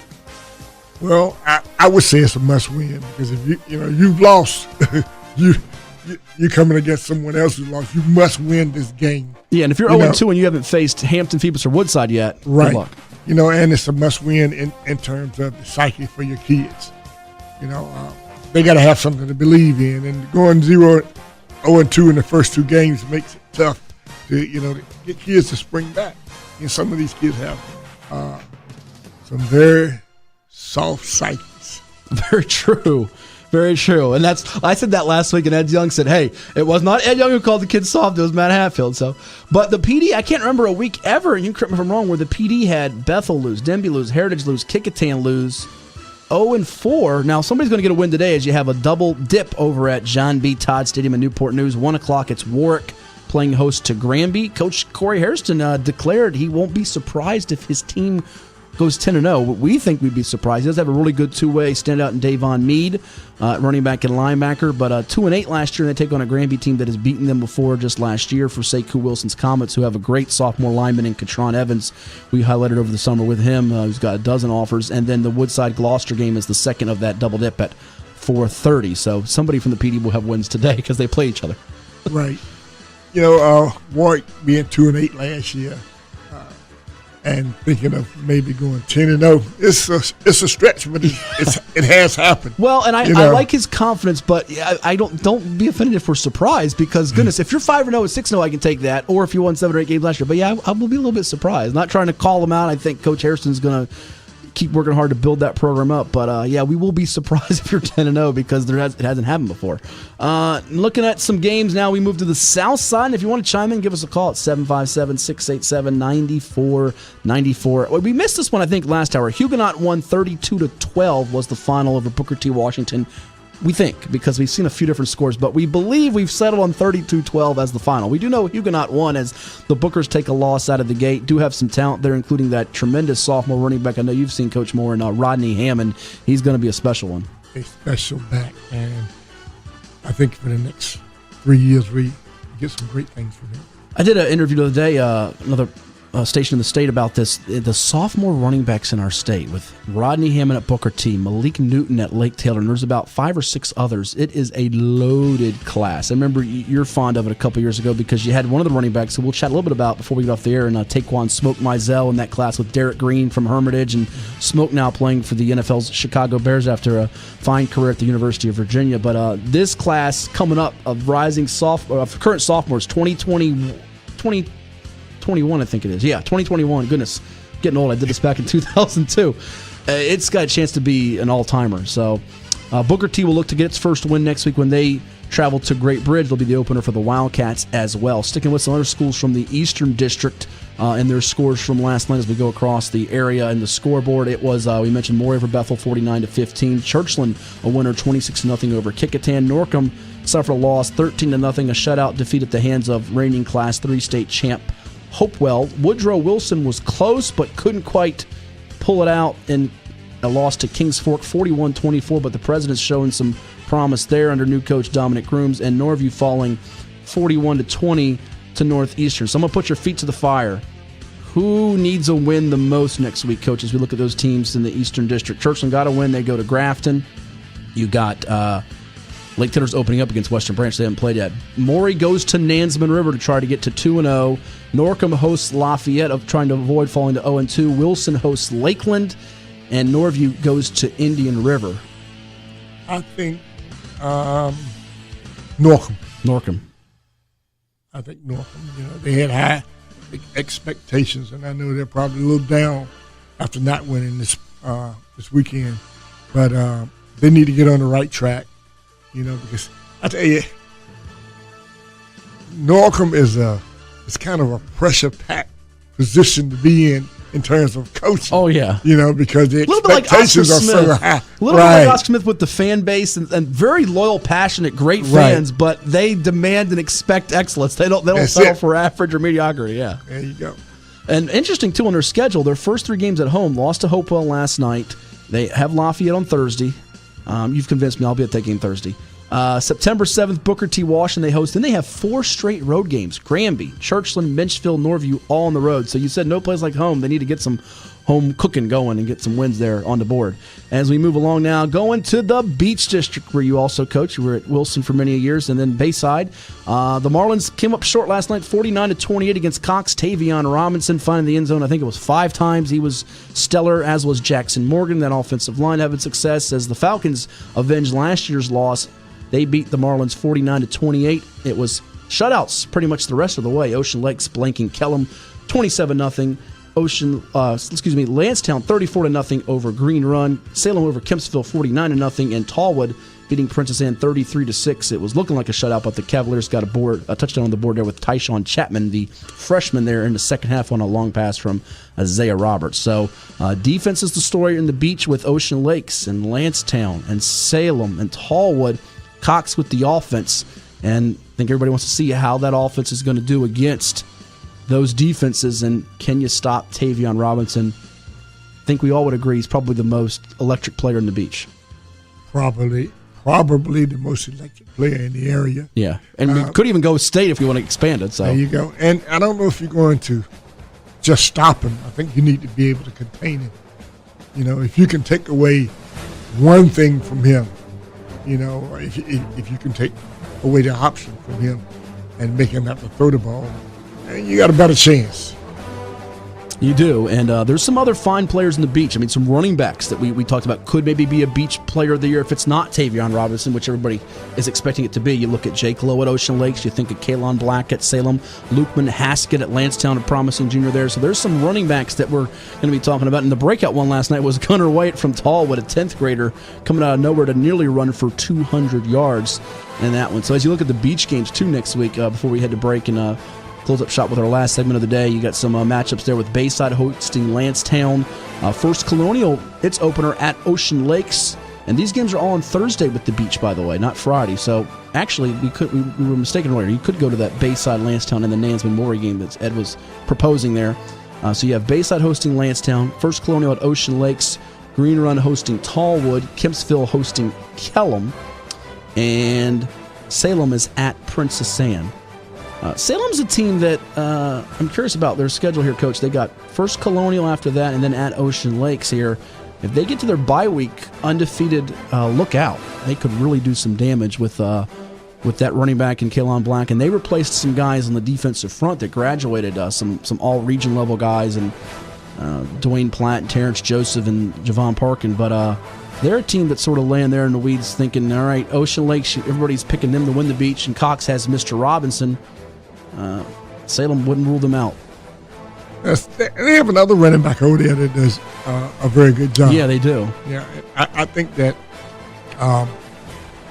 the picking of Ocean Lakes because of some recent transfers that they got in and what have you, I still think it's going to be tough. You know, Cox is going to have something to say about that. Well, I'm being careful about 10-0 because last year I said nobody's going 10-0. I was believing it, and then Lancetown, and you know it real well with your good pal Tommy Riemann. They were right there, all these close games, and they won them to go 10-0 with Stukes and White and that crew leading the way. And who knows? You never know. Somebody could do it. I'm just looking at the Beach, and I'm saying it's going to be hard to do it again. I mean, I'm not ready to declare nobody will do it yet, but you look at some teams, the favorites can be beaten. And I think the one thing we've noticed in the Beach the last few years is the teams that are in that second and third spots can very easily get picked off by a team in the middle of the pack when they're looking ahead or not on their A game. There you go. You know, and you got to really, really prepare every week. You know, I mean, you can look down at the bottom and the bottom two teams, and you say, "Well, okay, we got this," but you better prepare for the others. Yeah, because at this point, people writing off First Colonial Kemp, so they got nothing to lose because that's what everybody's saying they're going to do. So there you have it. That will wrap up the scores. One more segment to go. Give us a call at 757-687-9494. We're going to go over Coach Moore's NFL guys. He's got a few of them when we come back, and plenty more. Give us a call at 757-687-9494 and hit us up on Twitter, too, at HS Sports Talk 941, only on ESPN Radio 94.1. You're listening to High School Sports Talk on ESPN Radio, presented by VirginiaPreps.com. Now, back to your hosts, Matt Hatfield and Darnell Moore. And we thank Coach Moore for sitting in for the Coach Ed Young, who we believe will be back next Saturday, Thomas, when it is September. So that means we've got to get that September song as a regional. We love that. September, Earth, Wind, and Fire, a little bit going. What is Coach Moore's favorite song? Do you have a favorite artist or song? I've never asked you that either. I'm sure a lot of old school tunes, but yeah, I like jazz. I like R&B. Okay, you know, and some rap. You know, I love instrumentals. Okay. Yeah. I used to love Whitney Houston. Okay. And Michael Jackson. And there's some guys now who, you know. Any one favorite song though? If you had to, favorite song. If you had like your last song on earth you had to listen to, what would it be? Let's see. A song by Major. Okay. And I might get the names slightly wrong. That's Why I Love You. All right. Something like that, yeah. There you go. Thomas is going to look that up here. Well, we've got a few guys in the NFL that you coached at Bayside, in fact, with Quinn Blending looking to make the Washington Redskins roster. He was a tackle record setter at UVA, another UVA guy in Taquan Smoke Mizell, who's doing quite well with the Chicago Bears on their depth chart, battling it out with Tariq Cohen and some other guys. And then E.J. Manuel, who stuck with the Oakland soon to be Las Vegas Raiders. As Ed told him the last time we did the show out there at Bayside, you need to go to the Raiders, And finally, he does it every athlete we get on. And then finally, one of them said, you know what, I'm just going to shut him up and go to the Raiders. Which really, I don't know if it was EJ's choice per se, but he's there with John Gruden as the backup to Derek Carr. And I believe you got a chance to speak with EJ and his dad recently. How things going with him and the Raiders? Things are going fairly well. He's in a battle for the backup position. They played last night, and I thought he had a pretty good game. He did have a fumble on one play where he was hit on a scramble. But he came back, and he took him down the field several times for scores. Threw the ball very well. Had a couple of drops. But he handled the game. I think that he's going to end up being the backup. But they'll have a very capable backup, if it comes to that. It's a pretty good situation there for him. Well, and he's gotten in some games where he's almost led that comeback against Denver a year ago when he got thrust into action and right. When Carr got hurt. And Carr is a little bit, I don't know if I'd say brittle's the right word, but injury prone, and he's certainly a great passer when healthy. And I think that's sort of, and there's a lot of career journeymen that'll be backup guys, and then you never know, they get that starting chance and take off, whatever, or a team's in the playoff hunt. And the Raiders hope to be one of those teams in that AFC West where the Chargers and Chiefs have high hopes. Denver has a good defense, but Raiders sort of underachieved last year with some injuries, and now they get the coaching change with John Gruden taking over for Jack Del Rio. So they're sort of that wild card. They may be a wild card team, but you never know what to expect out of them. So yeah, I think that they really have to improve overall defensively, especially without Khalil Mack if he's not there. Right, and now they have some young guys on the line that are looking defensive line. They're looking really good, and I think that bodes well for them. And of course, they brought in some receivers, and I think that's going to really, really help because you need 3, 4, 5 pretty good receivers.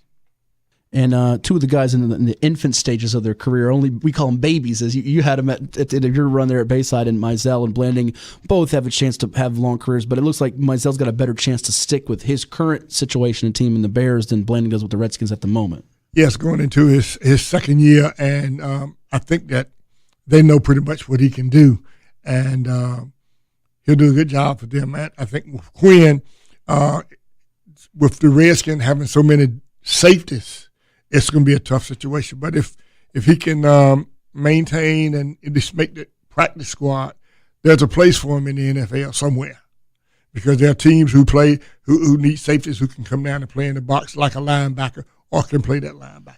Well, and he's smart enough, aggressive enough, and tough enough. You notice that he's a kid, and depending on how the NFL changes with kickoffs and returns, but you get the sense he could be a really good special teams guy, just coming down and knocking, and then be it on trying to block a punt. He could have that type of knack, even though this wasn't really what he was known for in high school and college. Right. But he could do that because he's one of those players that you never had to tell him anything twice, and he picks it up, just like that. I remember the first time you told me about him, he said, oh, that's Kevin Blanding's son. He was a ninth grader, like a 72-yard punt against Lansdowne for y'all. And I was like, all right, he's going to be pretty good. He was only a ninth grader then. So right. I haven't asked you this question, I don't think, before. Who's the best player you've ever coached? And you were asking me, we were talking about a little bit before break, and I didn't get an answer out of you. But, you're best athlete. Who sticks out? I mean, most coaches hate to give just one guy. Yeah, so. You still might not get an answer out of me. But like I'm you say, try. It's tough. It's tough to say that because haven't had, a lot of good guys. You can see best players, best athlete, best guy out of position. Yeah, that Aaron Sparrow guy was pretty good back in the day. Oh, man. He throwing the ball. He was awesome. Got you a couple of shiny rings. So. Oh, yeah. He was awesome throwing the ball. And as a matter of fact, people still talk to me about him when I run into them about in the street, people that I don't even know, but they remember Aaron Sparrow. Yeah. But there are a lot of guys that come to mind. I mean, I had some guys at Wilson who were terrific football players at Norfolk State and at Bayside. So in a way, I would hate to just pick one and say the best player. I think Quinn Blanding might have been the most natural athlete because he could do so many things. I taught him to long snap in 15 minutes. Yeah. I taught him to punt in one day. He could hold. He could be your backup. There were so many things that he could do. He started as a 170 200-pound tight end and defensive back for us coming out of middle school. So he could do so many things, and it was just natural. I think that it was just in his DNA, So he would be one of those guys at the top, And I got E.J. Manuels, sure. Smoke, Cooper. Anthony Cooper was very good. Anthony Cooper, Demetrius Nicholson. Yeah, who's getting married soon, I see. Right. So many guys who were terrific athletes. All right, I'll get you on this. This is how I'm going to get an answer out of him, Thomas. How about if you and Miss Faye, your lovely wife, had to pay to watch one player you've coached play a football game? Who would you pay to watch? I pay to watch any of my guys. I know that, but you only pay to watch one. Oh man. I'd send her to one place and I'd go one place. I knew he was going that way. Oh, good stuff. We're going to get an answer when he comes back next time you fill in for Ed. I'm sure this was fun. We'll do this again sometime for sure. And we really appreciate you coming in. Anytime, man. Anytime.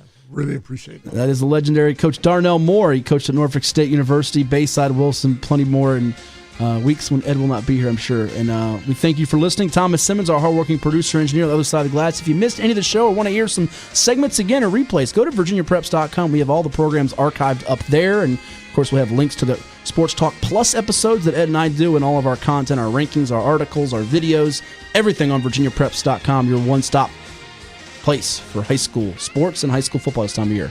We'll do it again next Saturday. I'm Matt Hatfield. Thanks for tuning in to High School Sports Talk presented by virginiapreps.com. We'll be back with you September the 1st right here on your home for sports. It's ESPN Radio 94.1.